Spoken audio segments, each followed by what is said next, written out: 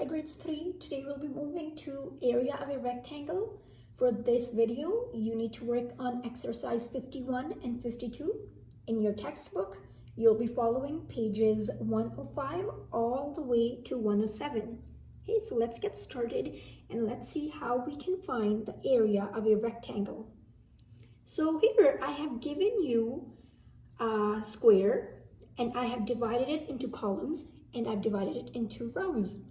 Now, what's the best way to find the area of this figure? Okay, so we can do it in many different ways, I'm sure, but the two ways that we are going to learn is I can either go, so just like, remember I told you area is basically how much space a figure or an object takes. So just like we learned in previous lessons, we can go around and we can start counting our squares, right? So 1, 2, 3, 4, 5, 6, 7, 8, 9, 10, 11, 12, right? That's one way. And we know, so we would know that the area, so it's this figure's area is 12 square units, right? Or 12 centimeters square, right? Because each square, remember our corner squares? So it's either 12 centimeters square or we can say it is 12 square units, right? So let's go. Let's go ahead and let's write down 12.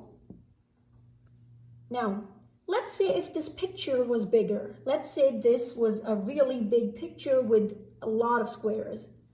Would we have time to sit down and count every single square?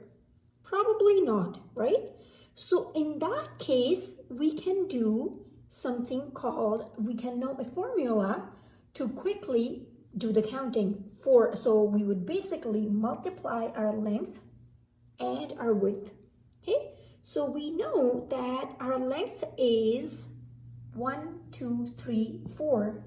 So we know our length is 4. And how about our width? So it's 1, 2, 3. So my length is 4 and my width is 3. And I know my 4 times table, so I know 4 times 3 gives me 12. So what's the area of this figure? It is 12 centimeters square or 12 square units, right? So it's 12 centimeter square, or you can write square unit. Okay, so that's how we find the area of a rectangle. Now, what if I have this picture?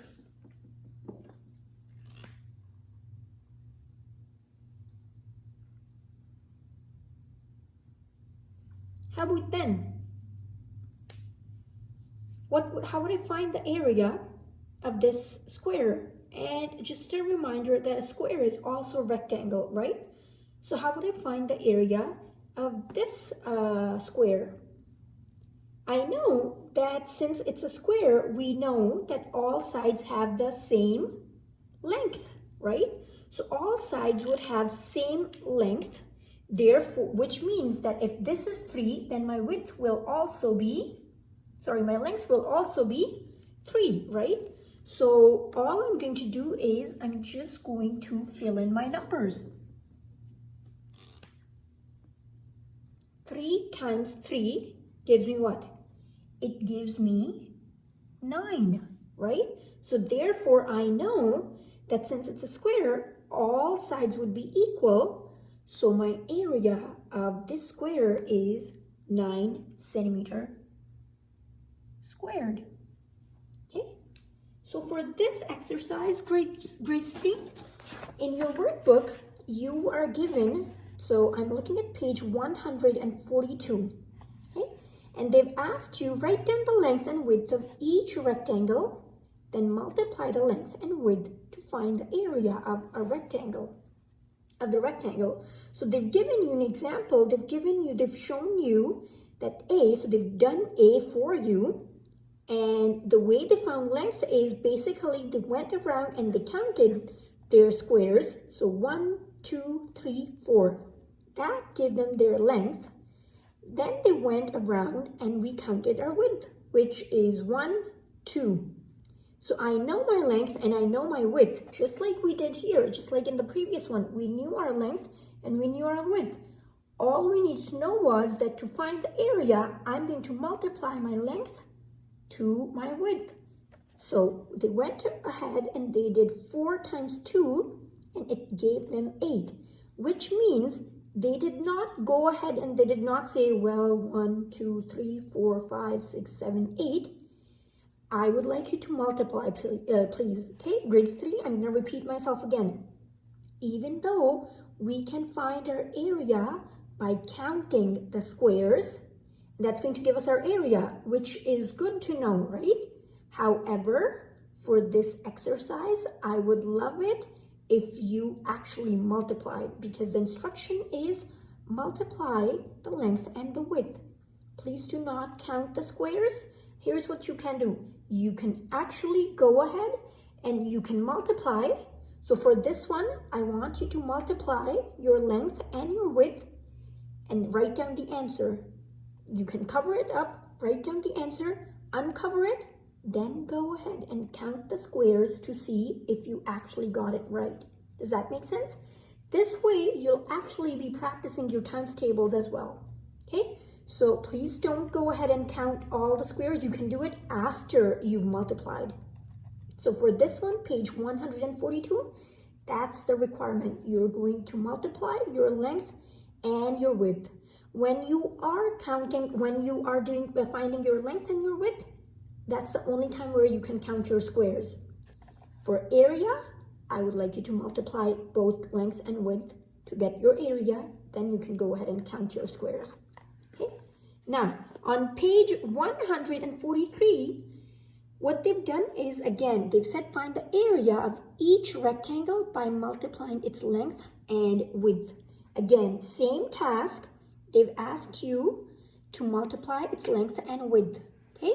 And it's nothing different. Just like this page, all you need to do is do the same thing right here. So you're going to, again, count your squares only for length and width. You're not going to count them for area. You're going to multiply both the length and the width. Okay? And then for your next page, page 144, okay, so I'm going to do one example with you guys. It's similar to what I did here, okay? But they have given you the length and they've given you the width. What do you think you need to do to find the area?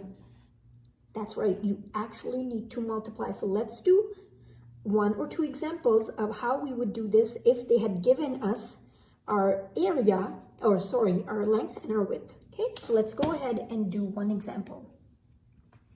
So let's see. Let's do our first example right here. Okay, so they have given us 6 as our length, and they have given us, I'm going to change the shape so it matches our picture right here. I'm looking at page 144. I'm looking at A. Okay, so A is 6 at the top, so 6 centimeter and 2 centimeter. Okay, that's my width.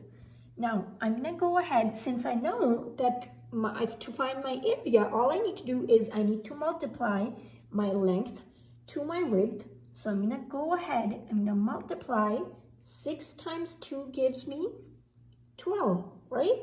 So that's my area. The area of this top figure is 12 centimeter. Does that make sense? Okay, so now we are going to go ahead on page 144 and page 145. That's what you need to do. They have given you the length and the width of all these shapes. All you need to do is you need to fill out the chart here. Okay, that's why, remember when I was asking you to not count the squares right here on this page to find the area? That was so that we would have our practice done for this. these two pages, because look, they haven't divided these up into squares. So therefore, it's important to practice finding the area by multiplying our length and our width, okay? And I would also like you to remember this. We find the area of a rectangle by multiplying our length to our width, okay? Now, in your textbook, on page 106, please do these questions as well, okay? Find the area of each of the following rectangles. They've given you two types. They've given you the top ones where they've given you squares, and you need to find the area. Again, length times width. When you are finding your length, you can count your squares and for your width. But when we are looking for our area, please do not count the squares. I would like you to practice multiplying your length to your width. Okay, and then the last three of these, they've given you the length and the width. So multiply those to find out what's the area of these figures. On that note, grades 3, this was our very last math lesson. You'll be working on exercise 51 and 52, okay? And after this, it's all practice. So I will see you next time in a different lesson. Bye.